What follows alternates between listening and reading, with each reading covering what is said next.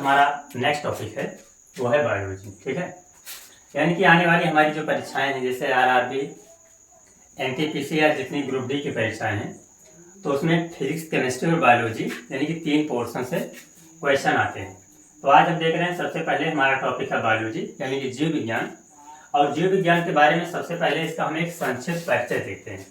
तो जैसा कि हम लोग जानते हैं कि बायोलॉजी मीन्स होता है जीव विज्ञान, जिसके अंतर्गत हम सभी प्रकार के जीवधारियों का अध्ययन करते हैं। ठीक है, इसी तरह से बताया गया कि बायोलॉजी को मोस्टली बहुत सारी क्लास में डिवाइड किया गया है, लेकिन इसके देखा जाए तो बायोलॉजी को मेनली 3 क्लास में डिवाइड किया गया। ठीक है, तो यहाँ पर हम देख रहे हैं कि जो बायोलॉजी हमारा है जिसे हम कहते हैं जीव विज्ञान, बायोलॉजी जिसे हम कहते हैं जीव विज्ञान, तो जीव विज्ञान को मोस्टली 3 भागों में डिवाइड किया गया है। इसमें पहला हमारा है जीव विज्ञान को 3 भागों में डिवाइड किया गया, जिसमें सबसे पहला हमारा है उसे हम कहते हैं जंतु विज्ञान। क्या कहते हैं? जंतु विज्ञान सबसे पहला हमारा है जंतु विज्ञान। दूसरा इसमें है वनस्पति विज्ञान। दूसरा हमारा है वनस्पति विज्ञान। दूसरा कौन सा है? वनस्पति विज्ञान। और तीसरा हम एक स्टडी करते हैं सूक्ष्म जीव विज्ञान। सूक्ष्म जीव विज्ञान। ठीक है, तीसरा हम देखते हैं सूक्ष्म जीव विज्ञान। ठीक है, तो जैसा कि हम जानते हैं ये जो हमारा पहला जंतु विज्ञान है, जंतु विज्ञान में हम स्टडी करते हैं जंतुओं का। दूसरा हमारा है वनस्पति विज्ञान, जिसमें हम पेड़ पौधों का स्टडी करते हैं, अध्ययन करते हैं।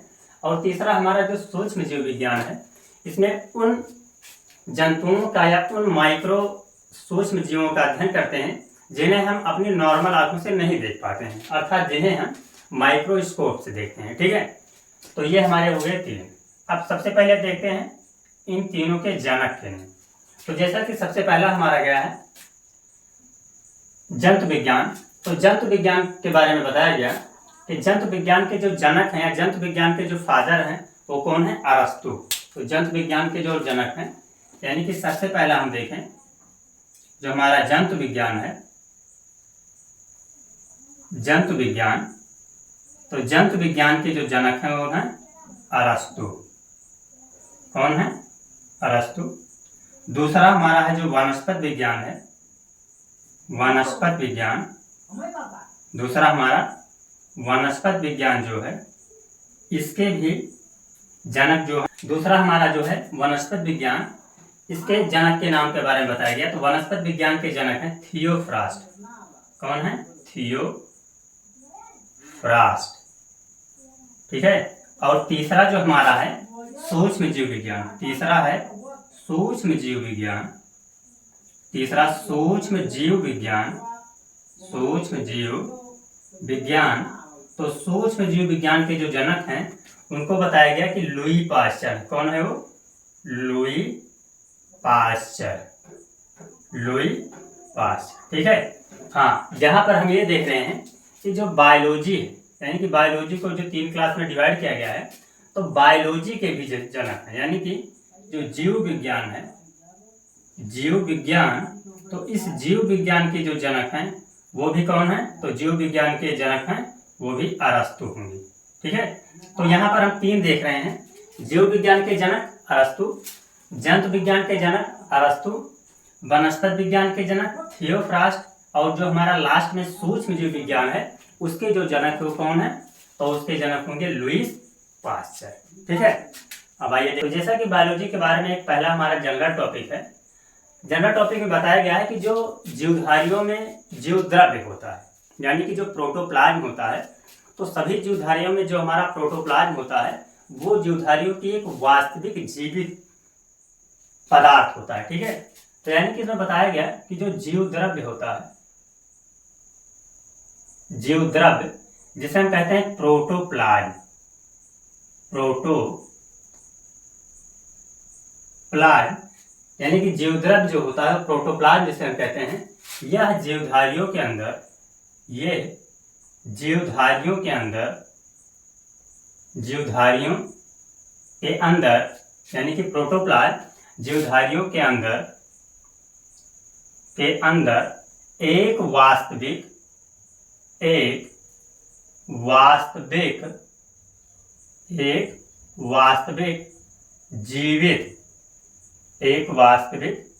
जीवित पदार्थ होता है। एक वास्तविक जीवित पदार्थ होता है, ठीक है, जिसमें सभी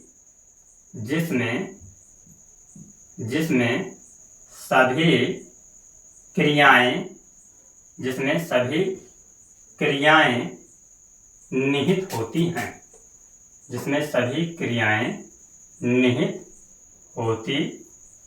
हैं, ठीक है। तो ये बताया गया।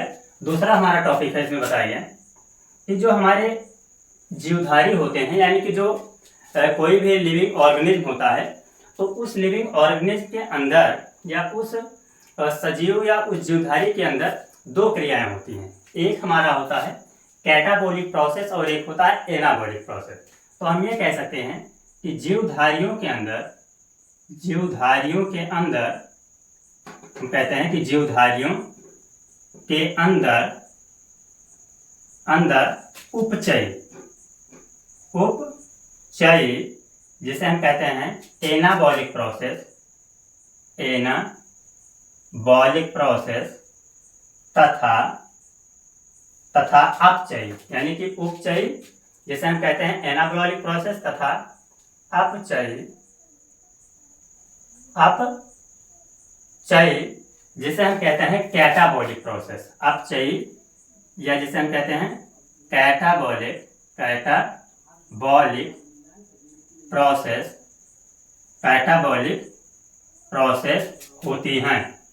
कैटाबॉलिक प्रोसेस होती हैं, ठीक है। यानी कि सभी जीवधारियों के अंदर एक उपचयी और एक अपचयी, जिसे हम एनाबॉलिक और कैटाबॉलिक प्रोसेस कहते हैं, ठीक है।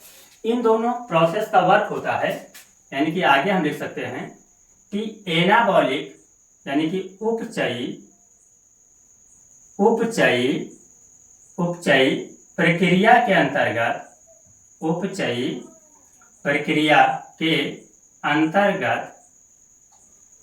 प्रक्रिया के अंतर्गत जटिल पदार्थों का निर्माण होता है।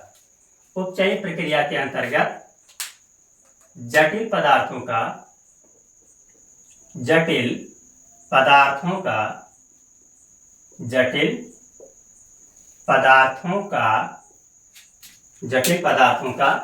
निर्माण होता है। जटिल पदार्थों का निर्माण या हम इसे लिख सकते हैं संश्लेषण होता है, जिसे हम लिख सकते हैं या संश्लेषण होता है, ठीक है, या संश्लेषण होता है। अर्थात यहाँ पर हम देख रहे हैं कि जो हमारा एनाबॉलिक प्रोसेस होता है यानी कि उपचयी प्रक्रिया होती है, तो उपचयी प्रक्रिया के अंतर्गत जटिल पदार्थों का निर्माण होता है, ठीक है। जबकि जो हमारा दूसरा है, जबकि कैटाबॉलिक प्रोसेस यानी कि अपचयी प्रक्रिया के अंतर्गत अपचयी प्रक्रिया में जटिल पदार्थों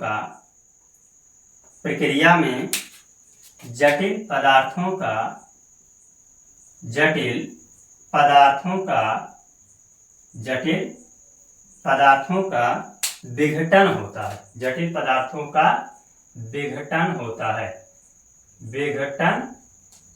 होता है, ठीक है।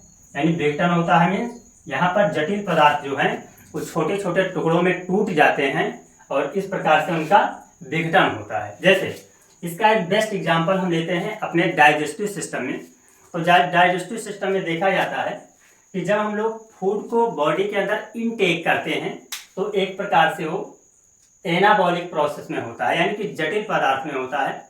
लेकिन जैसे ही हमारे बॉडी ऑर्गन्स के द्वारा उसको माइन्यूट पार्टिकल में या छोटे छोटे टुकड़ों में तोड़ा जाता है, तो वैसे ये एनाबॉलिक से बदल करके कैटाबॉलिक प्रोसेस यानी कि उपचयी प्रक्रिया में कन्वर्ट होकर के अपचयी प्रक्रिया में हो जाता है, ठीक है, जो कि एनाबॉलिक और कैटाबॉलिक का बेस्ट एग्जाम्पल है। यानी कि अब हमें पढ़ते हैं कि बायोलॉजी की कितनी शाखाएं होती हैं। तो वैसे तो बायोलॉजी की बहुत सारी शाखाएं होती हैं, लेकिन हम यहाँ पर कुछ मुख्य शाखाओं के बारे में बात करेंगे। तो यहाँ पर सबसे पहले हम देखते हैं जो बायोलॉजी की शाखाओं में दिया गया है। तो सबसे पहले हम बात करते हैं, हमारा है एनाटॉमी। सबसे पहला हमारा है एनाटॉमी। एनाटॉमी मीन्स होता है शारीरिकी विज्ञान। एनाटॉमी मीन्स होता है शारीरिकी विज्ञान। एनाटॉमी मीन्स होता है शारीरिकी विज्ञान।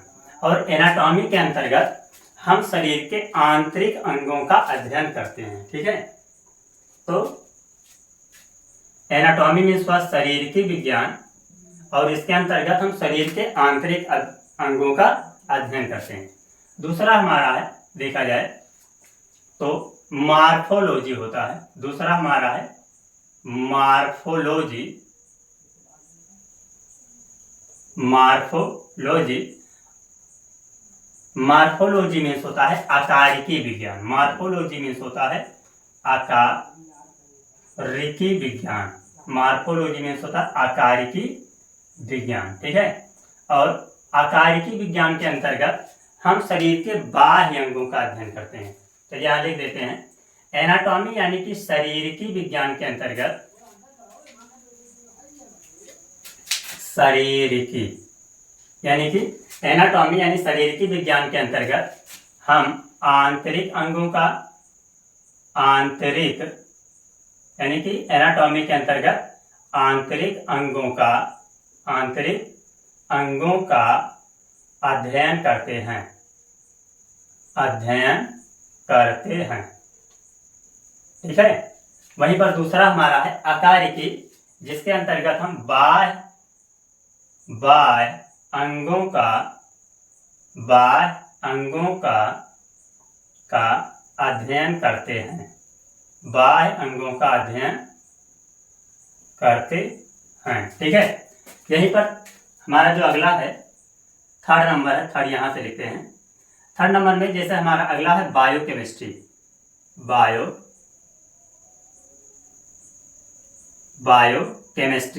बायोकेमिस्ट्री मीन्स होता है जैव रासायनिक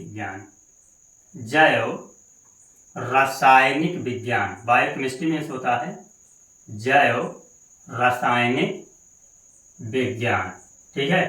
तो जैव रासायनिक विज्ञान के अंतर्गत हम शरीर में प्रयोग होने वाले विभिन्न प्रकार के रसायनों का अध्ययन करते हैं। तो इसमें भी लिखा जाएगा कि शरीर के अंदर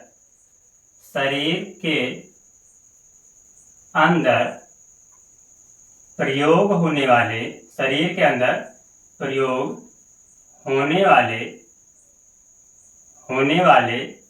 विभिन्न रसायनों का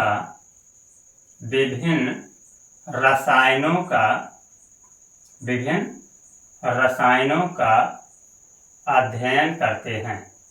विभिन्न रसायनों का अध्ययन करते हैं, ठीक है। विभिन्न रसायनों का अध्ययन करते हैं, ठीक है। इसी तरह से जो हमारा अगला होगा फोर्थ नंबर पर देखा जाए तो बायोकेमिस्ट्री के बाद हमारा हो जाएगा इकोलॉजी। और इकोलॉजी मीन्स होता है पर्यावरण विज्ञान। इकोलॉजी मीन्स होता है पारिस्थितिकी विज्ञान, ठीक है। इकोलॉजी मीन्स होता है पारिस्थितिकी विज्ञान। तो पारिस्थितिकी के अंतर्गत हम अपने आसपास सारे स्थानों का अध्ययन करते हैं।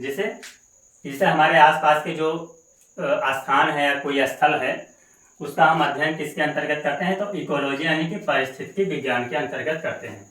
नेक्स्ट हमारा फिफ्थ हो जाएगा इवोल्यूशन। इवोल्यूशन मीन्स होता है उद्विकास।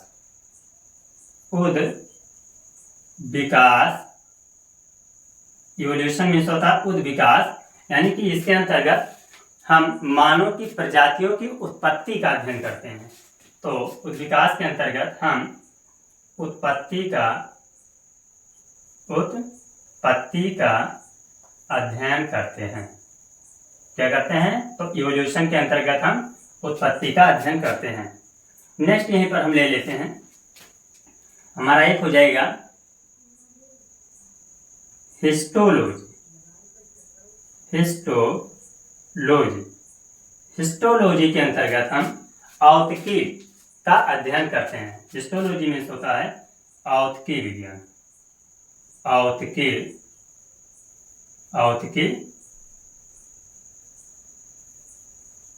विज्ञान। ठीक है। फिर इसके बाद 7वां हमारा है एम्ब्रियोलॉजी। नेक्स्ट हमारा है एम्ब्रियोलॉजी। एम्ब्रियोलॉजी में होता है भ्रूण विज्ञान। एम्ब्रियोलॉजी में होता है भ्रूण विज्ञान। तो भ्रूण विज्ञान के अंतर्गत हम भ्रूण का अध्ययन, यानी कि भ्रूण विज्ञान के अंतर्गत हम भ्रूण या इंद्रियों का अध्ययन करते हैं। ठीक है। हम देखते हैं अगला हमारा है पेलियंटोलॉजी। पेलियंटोलॉजी में होता है जीवाश्म विज्ञान। तो अगला हमारा है पेलियंटोलॉजी।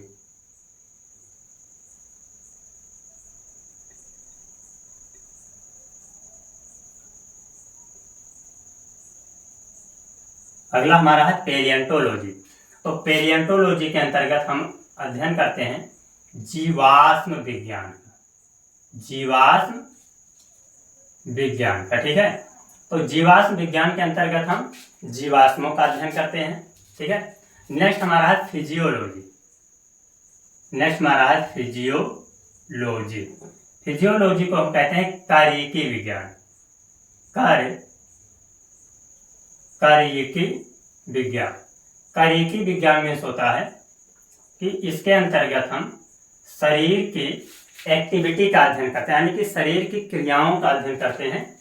तो उसी को हम कहते हैं कार्यिकी विज्ञान। ठीक है। नेक्स्ट हमारा है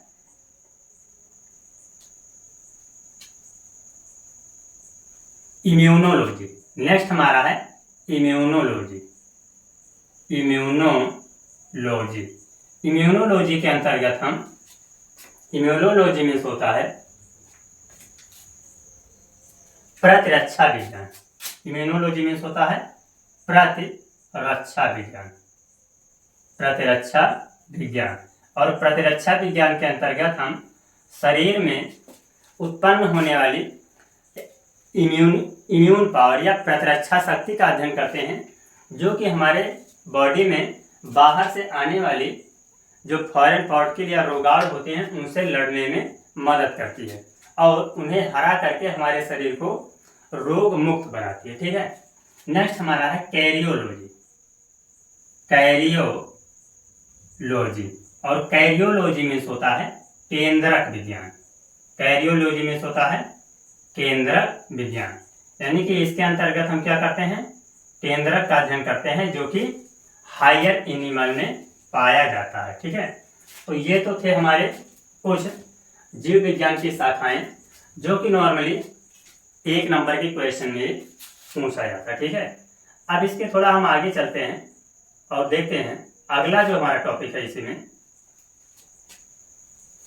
वो बताया गया कि जैसे कि अभी हम पढ़ चुके हैं कि बायोलॉजी शब्द का सर्वप्रथम जो यूज किया वो किसने किया? तो इसमें बताया गया कि जीव विज्ञान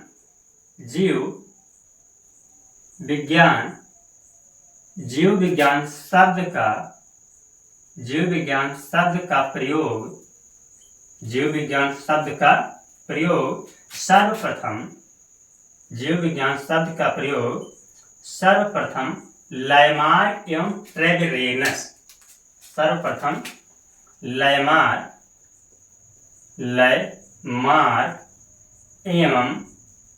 एवं ट्रेविरेनस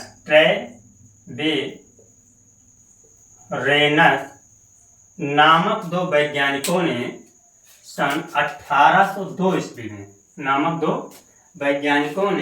सन 1802 ईस्वी में किया। ठीक है। ये हो गया हमारा।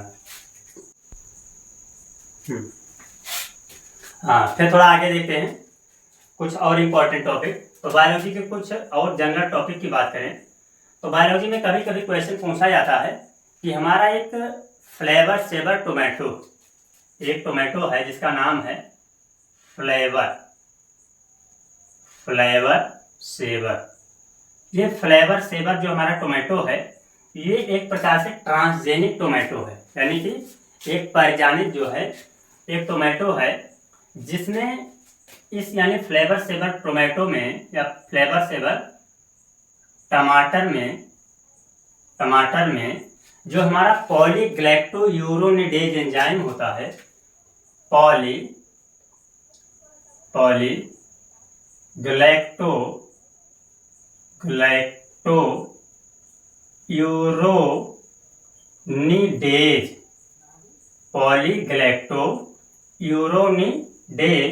ये हमारा जो एंजाइम है, क्या है ये पॉलीग्लैक्टोयूरोनिडेज जो एंजाइम है, इस एंजाइम का जब टोमेटो में संश्लेषण नहीं होता है, यानी कि पॉलीग्लैक्टोयूरोनिडेज एंजाइम का संश्लेषण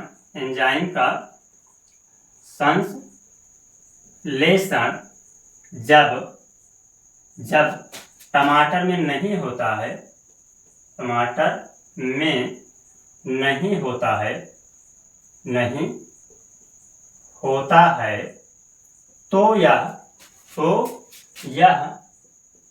तो यह लंबे समय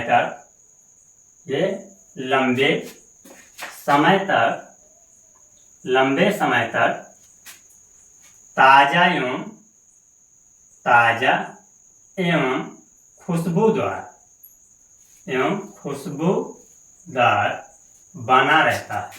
खुशबूदार बना रहता है।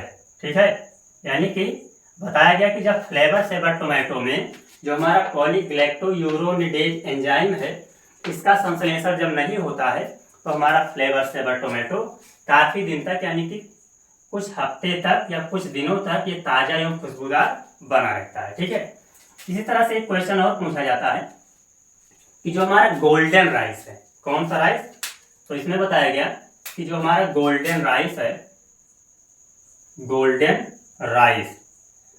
राइस मीन्स होता है सुनहरा चावल। गोल्डन राइस मीन्स होता है सुनहरा चावल। ठीक है, तो कभी कभी पूछा जाता है कि गोल्डन राइस यानी कि सुनहरे चावल में कौन सी विटामिन प्रचुर मात्रा में पाई जाती है। तो बताया गया कि सुनहरे चावल में विटामिन ए की जो मात्रा होती है, विटामिन ए की मात्रा की प्रचुर मात्रा पाई जाती है।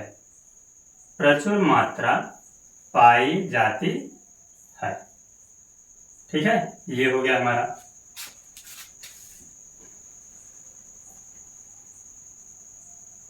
अब देखते हैं इसके बाद जीव विज्ञान में नेक्स्ट हमारा है टॉपिक, देखते हैं जीव विज्ञान के हिस्ट्री के बारे में। ठीक है, तो जैसा कि जीव विज्ञान के हिस्ट्री के बारे में देखा जाए तो हम लोग जानते हैं कि जीव विज्ञान का एक इतिहास देखें, थोड़ा सा जीव विज्ञान के एक संक्षिप्त इतिहास देखें।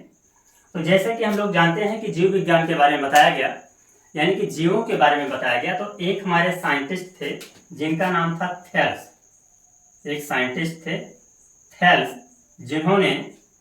थेल्स नामक साइंटिस्ट जिन्होंने 639 से 544 बीसी पूर्व बताया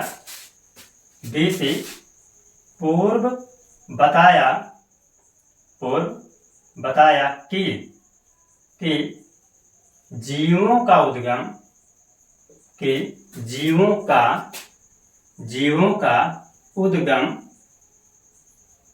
उद्गम जल में हुआ। जीवों का उद्गम जल में एक कोशिकीय जीवों के रूप में हुआ। जल में एक कोशिकीय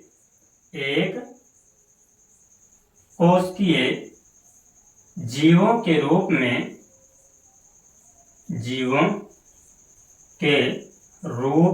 हुआ। एक कोशिकीय जीवों के रूप में हुआ। ठीक है, तो ये हमारा है बायोलॉजी यानी जीव विज्ञान के इतिहास। अब जीव विज्ञान के इतिहास में और टॉपिक हमारे हैं जो आगे देखते हैं। अगला टॉपिक ये है कि एक साइंटिस्ट थे जिनका नाम था जॉन रे। साइंटिस्ट जिनका नाम था जॉन रे। जॉन रे ने सर्वप्रथम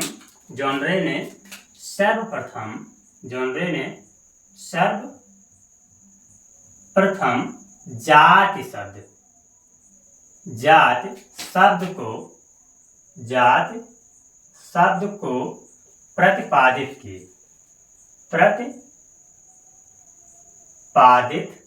ठीक है। तो यानी कि जो हमारे साइंटिस्ट थे जॉन रे, इन्होंने जात शब्द, जिसे हम कहते हैं स्पीसीज, तो स्पीसीज को सर्वप्रथम जॉन रे ने प्रतिपादित किया। ठीक है। फिर हमारा एक अगला टॉपिक है कि एडवर्ड जेनर थे। तो एडवर्ड जेनर ने स्मॉल पॉक्स, यानी कि इसमें बताया गया कि एडवर्ड जेनर नामक साइंटिस्ट ने स्मॉल पॉक्स, जिसे हम कहते हैं एडवर्ड जेनर ने चेचक, जिसे हम कहते हैं स्मॉल पॉक्स, यानी कि स्मॉल पॉक्स या चेचक का टीका बनाया। क्या बनाया? टीका बनाया। ठीक है। तो एक क्वेश्चन आता है कि स्मॉल पॉक्स या चेचक का टीका किसने बनाया? तो इसका आंसर आपका हो जाएगा एडवर्ड जेनर। ठीक है। अगला क्वेश्चन इसमें देखते हैं। इसमें बताया गया कि रॉबर्ट ब्राउन, अगला क्वेश्चन हमारा है रॉबर्ट ब्राउन एक साइंटिस्ट थे। रॉबर्ट ब्राउन ने ब्राउनियन मूवमेंट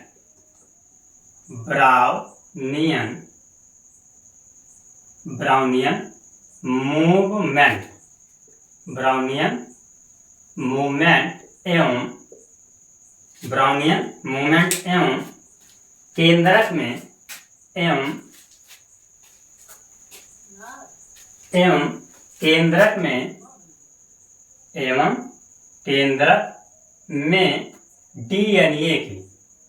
केंद्रक में डीएनए की खोज की।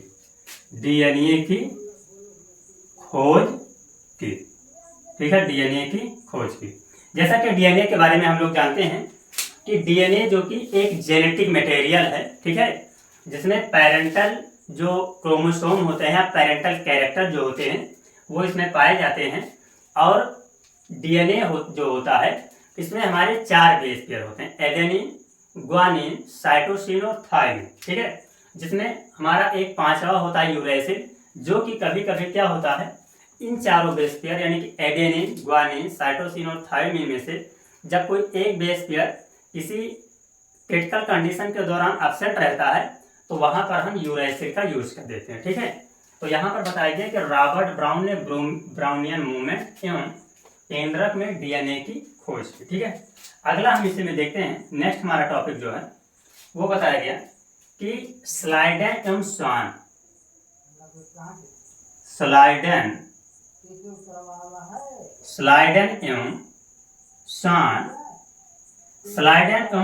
ने सर्वप्रथम सेल थ्योरी प्रतिपादित की। स्लाइडेन एवं स्वान ने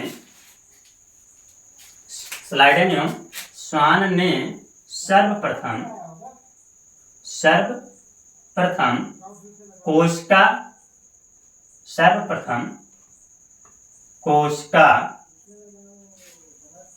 कोशिका सिद्धांत, ठीक है, कोशिका सिद्धांत, जिसे हम इंग्लिश में कहते हैं सेल थ्योरी प्रतिपादित किया या कोशिका थ्योरी दिया। ठीक है। तो ये हमारा हो गया। अगला जो नेक्स्ट साइंटिस्ट हमारे हैं बिरकोव। नेक्स्ट साइंटिस्ट हमारे थे बिरकोव। तो बिरकोव ने बताया, नेक्स्ट साइंटिस्ट हमारे थे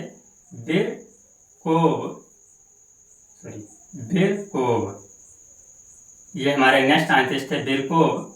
तो बिरकोव ने बताया कि जो नई सेल का निर्माण होता है, यानी कि नई सेल का निर्माण, बिरकोव ने बताया कि नई कोशिका नई कोशिका का निर्माण, नई कोशिका का निर्माण पुरानी कोशिकाओं से होता है। पुरानी कोशिकाओं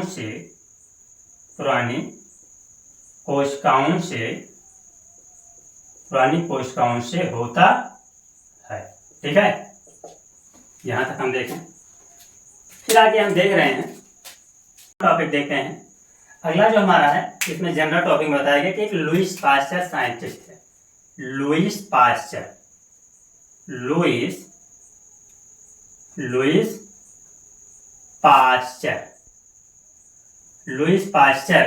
तो लुईस पास्चर जो साइंटिस्ट थे, इन्होंने जर्म प्लाज्म थ्योरी दिया।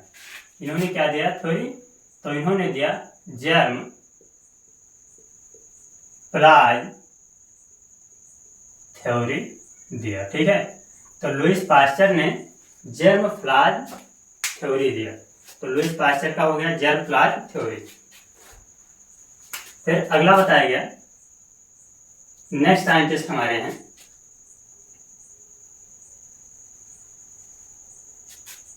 नेक्स्ट साइंटिस्ट बताया गया कि जो सी बेंडा थे, सी बेंडा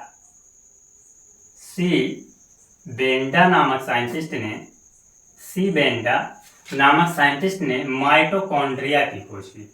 माइटोकॉन्ड्रिया की खोज की। ठीक है, और माइटोकॉन्ड्रिया को एक प्रकार से power house of the cell भी कहते हैं। ठीक है, तो माइटोकॉन्ड्रिया को क्या कहा जाता है? माइटोकॉन्ड्रिया को पावर हाउस ऑफ सेल कहा जाता है। क्यों? क्योंकि माइटोकॉन्ड्रिया हमारी बॉडी में सबसे ज्यादा एनर्जी प्रोवाइड करवाता है। नेक्स्ट हमने अगला टॉपिक देखते हैं। इसमें बताया गया कि चारगाफ एक साइंटिस्ट थे। अगला हमारा है चारगाफ। तो चारगाफ नामक साइंटिस्ट ने बताया कि जो डीएनए होता है, यानी चारगाफ ने बताया कि डीएनए में प्यूरिन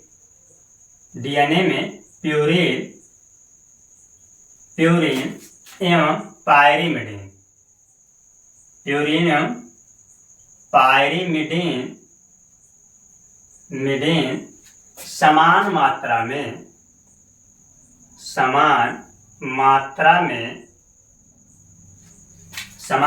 में पाए जाते हैं।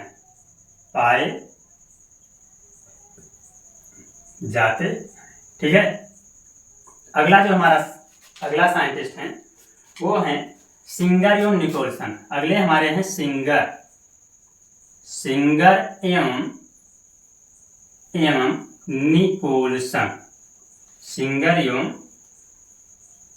निकोलसन। तो सिंगर एवं निकोलसन, ये जो दो साइंटिस्ट थे, इन साइंटिस्ट ने बताया कि सिंगर एवं निकोलसन ने कोशिका का, यानी कि सेल का फ्लूइड मोजाइक मॉडल तैयार किया। सेल का फ्लूइड मोजाइक मॉडल तैयार किया।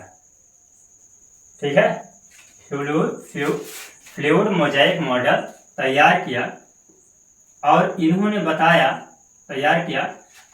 बताया कि जो हमारे फैट होते हैं वो क्वासी फ्लूइड स्ट्रक्चर के रूप में धंसे होते हैं। ठीक है, अगला जो हमारा है नेक्स्ट टॉपिक हमारा है, ये सिंगर निकोलसन के बारे में हो गया।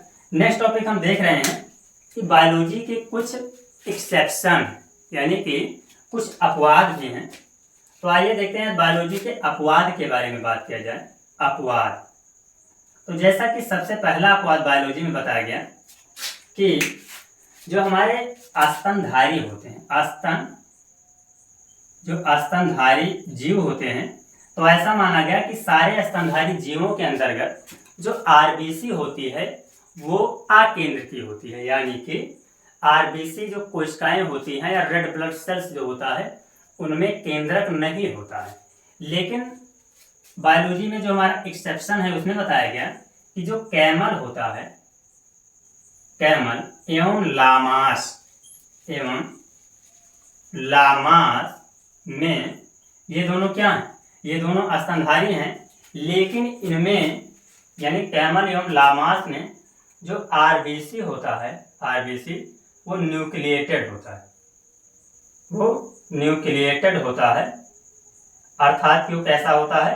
केंद्रक युक्त होता है, केंद्रक युक्त होता है। ठीक है, यानी कि कैमल और लामास में जो आरबीसी होता है वो केंद्रक युक्त होता है। ठीक है, लेकिन ऐसा नहीं होना चाहिए, यही इसका अपवाद है।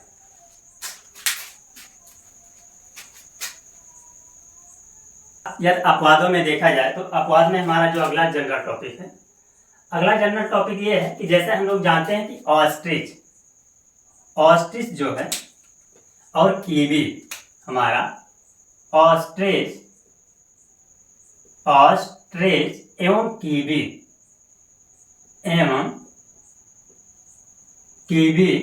ये दोनों क्या है? एक प्रकार से पक्षी। ऑस्ट्रिच और कीवी दोनों एक प्रकार से पक्षी हैं, लेकिन बताया गया कि ये उड़ नहीं सकते, ये उड़ नहीं सकते हैं, ये उड़ नहीं सकते हैं। ठीक है, इसी में नेक्स्ट हमारा अपवाद है कि जैसे हम लोग पढ़ते हैं विषाणु, क्या पढ़ते हैं? विषाणु जो पढ़ते हैं, तो बायोलॉजी के अंतर्गत बताया गया कि जो हमारा विषाणु होता है, वायरस, ये एक प्रकार से ये एक कोशिका नहीं है। वायरस जो है एक कोशिका, वायरस एक कोशिका नहीं है। ठीक है, तो ये हमारे हो गए कुछ बायोलॉजी के एक्सेप्शन या अपवाद। फिर इसमें अगला जो हमारा टॉपिक है वो बताया गया जनरल टॉपिक। जैसा कि हम लोग जानते हैं कि जो पक्षियां होती हैं यानी कि जो बर्ड्स होते हैं, तो बर्ड्स में जो हमारा यूरिनरी सिस्टम होता है यानी कि जो मूत्राशय होता है वो नहीं पाया जाता है। लेकिन इसमें बताया गया है कि ऑस्ट्रिच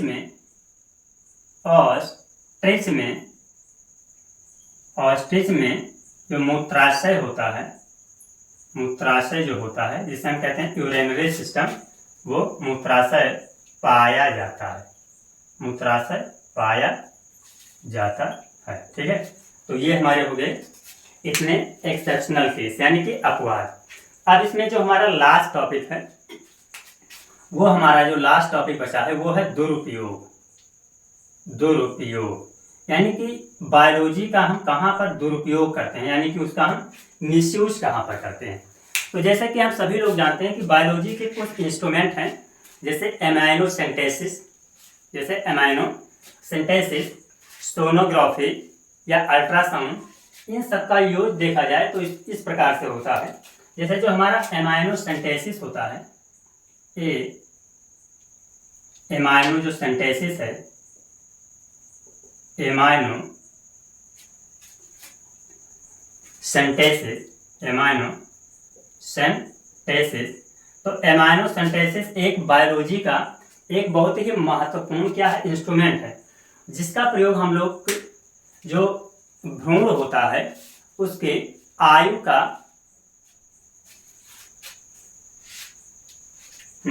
एमाइनो सिंथेसिस का प्रयोग हम लोग गुणसूत्रीय अनियमितताओं में करते हैं। यानी कि एमाइनो सिंथेसिस का प्रयोग गुणसूत्रीय अनियमितताओं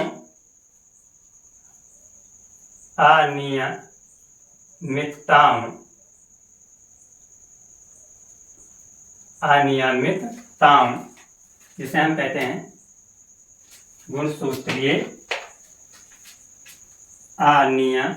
अनियमितताओं,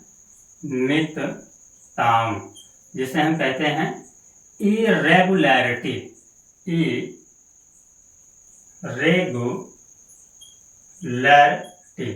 यानी कि एक होता है नियमितताओं और एक होता है अनियमितताओं। तो यहाँ पर बताया गया कि एमाइनोसेंटेसिस का जो प्रयोग होता है वो हम भ्रूण में गुणसूत्रीय अनियमितताओं का अध्ययन करने के लिए अध्ययन करने के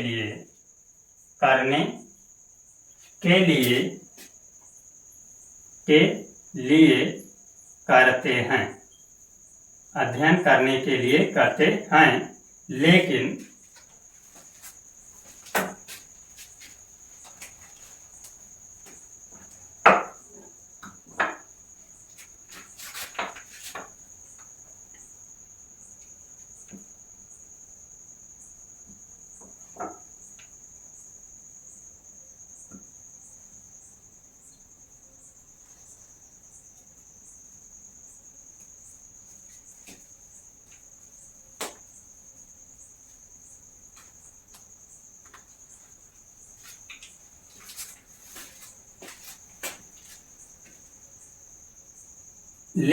अब इसका प्रयोग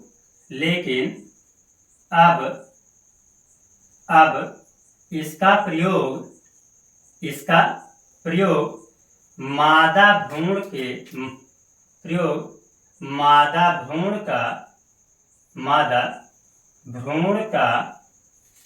का लिंग परीक्षण करके, मादा भ्रूण का लिंग परीक्षण करके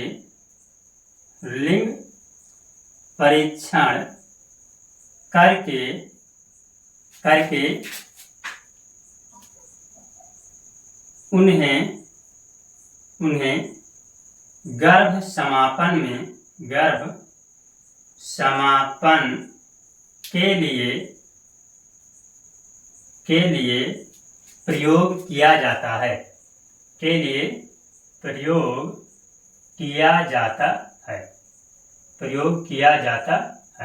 जैसे कि यहाँ पर हम देख रहे हैं कि जो एमाइनोसेंटेसिस का प्रयोग होता है वो गुणसूत्रीय अनियमितताओं की जानकारी या उसके अध्ययन के लिए किया जाता था।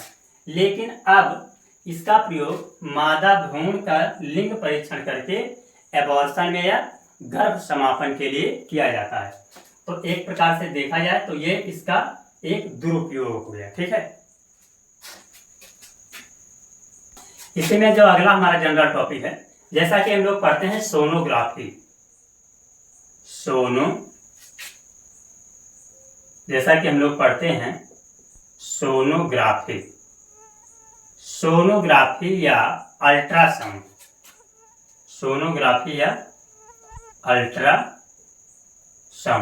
तो जब हम सोनोग्राफी या अल्ट्रासाउंड के बारे में बात करें तो सोनोग्राफी या अल्ट्रासाउंड का प्रयोग भ्रूण का परीक्षण करके उसकी आयु तथा स्वास्थ्य के बारे में जानकारी इकट्ठा करना, यानी कि सोनोग्राफी अल्ट्रासाउंड का प्रयोग करके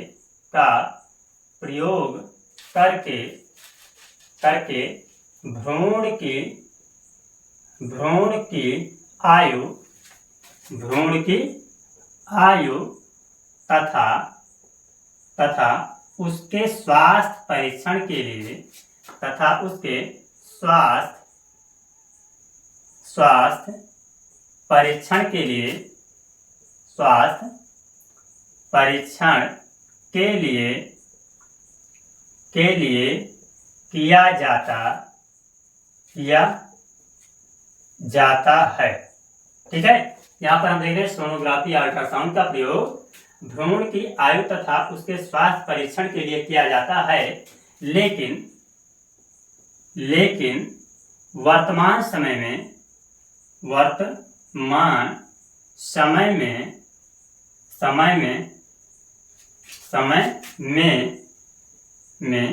इसका प्रयोग मादा भ्रूण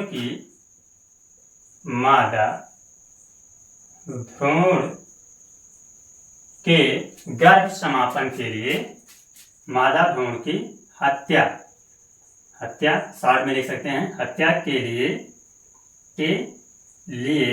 किया जाता है। ठीक है, किया जाता है। तो ये भी क्या है, एक प्रकार से बायोलॉजी का दुरुपयोग है, यानी कि मिसयूज का है, मिसयूज है। अब देखते हैं आज का हमारा जनरल और लास्ट टॉपिक है मिसयूज का। तो जैसा कि हम लोग जानते हैं कि बायोलॉजिकल वेपन, यानी कि बायोलॉजिकल वेपन जो हमारे होते हैं, जिसे हम कहते हैं जैविक हथियार, जैविक हथियार, जैविक हथियार। तो जैविक हथियार का जो प्रयोग किया जाता है वो मोस्टली हम किसी ऐसे काम में यूज करते हैं जिसमें किसी समाज या किसी जीव जंतु का विकास हो। लेकिन आज के समय में देखा जाता है कि जो बायोलॉजिकल वेपन या जैविक हथियार हैं उनका प्रयोग फसलों को नष्ट करने में, फसलों को नष्ट करने